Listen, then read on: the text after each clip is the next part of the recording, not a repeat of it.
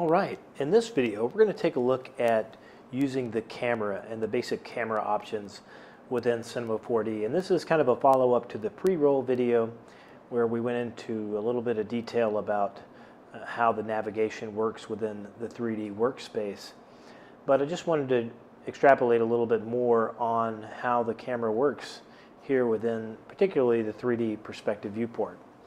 So first thing, you have multiple ways to maneuver the camera within Cinema 4D. The first is to use the controls within the viewport. So you have the pan tool, the dolly tool, and the rotate tool. And all these are set to be controlled by whatever the navigation mode is set within the camera's menu of the viewport. So right now it's set to cursor mode, which means wherever the cursor was last placed, that's going to be the axis for any transformation of the camera. Now these same controls here are more readily available using the 1, 2, and 3 key. If you just left click and press the 1 key, for example, that will allow you to pan. So I'm holding the 1 key and just clicking with the left mouse button. The 2 key allows you to dolly, and the 3 key with the left click allows you to rotate. So again, what you're seeing here is in cursor mode. If I bring the cursor up here, click and then hold the 3 key and click, that becomes the center of rotation. Come up here, now that's the center of the transformation. Same thing if I were to click here and zoom in, that becomes the point to which the dolly is going to take place. So that's oftentimes the default, which is set to cursor mode. Then there's center mode, which always takes wherever the center of your scene is, as far as what's already in the viewport. So right now it's going to be around this area, then becomes the axis. So now if I zoom, it's around that center point within the scene. So you can see that by the little icon there in the center. My favorite is the object mode, which allows me to select an object and then use that as my axis for dollying, rotating around that object. So again, in this case, I'm using the 1, 2, and 3 keys to allow me to navigate. Now there is another way as well.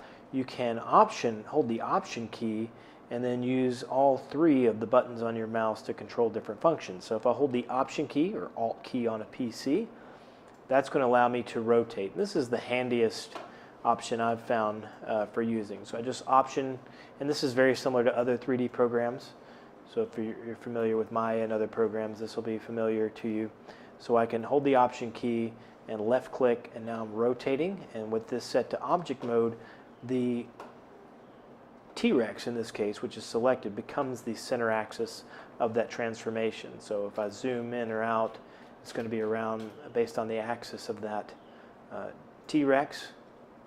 And so one thing that's different here is if I option click on the center mouse button, that allows me to pan. Now I can still zoom. If I've got a scroll wheel, I can still zoom with that middle mouse button as well, or I can use the right key with the option or alt key held as well. So just a little bit about how this camera works. So lots of options. The tools up at the top, the 1, 2, and 3 keys along with the left mouse button, click and drag, and then the option key or alt key on the PC used in conjunction with the left, middle, and right mouse buttons allow you to navigate this camera around your scene. And that again is all based on the navigation mode. The last navigation mode you have there is the camera mode, which then takes into account the position of the camera, so the virtual camera's position.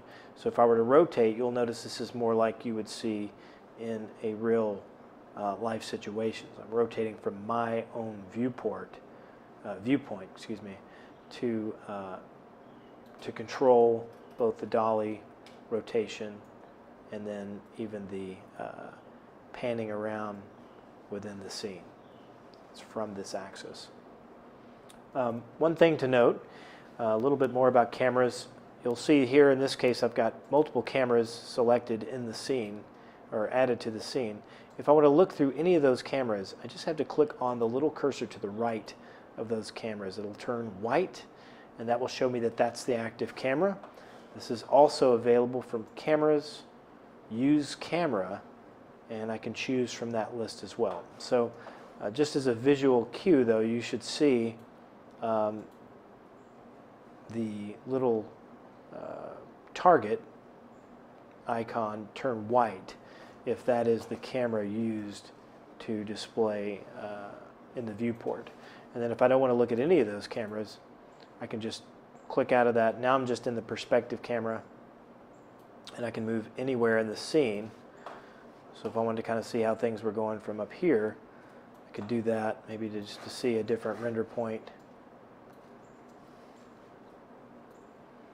I can do that easily. And then if I want to create a camera from any viewpoint that is active, then all I have to do is add a camera. So if I add a camera to the scene, that camera is now at this orientation. Now I'm not looking through this camera until I turn on this little icon here. So once I do that, now I'm actually looking through that camera. I could set a keyframe here and then maybe change the positioning in the timeline.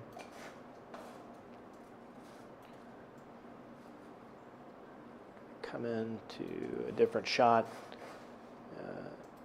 record a second keyframe, and now just like that, I've created a simple camera animation for this scene. So again, just a quick overview of cameras within Cinema 4D and how you can use the different methods to navigate around within the perspective viewport.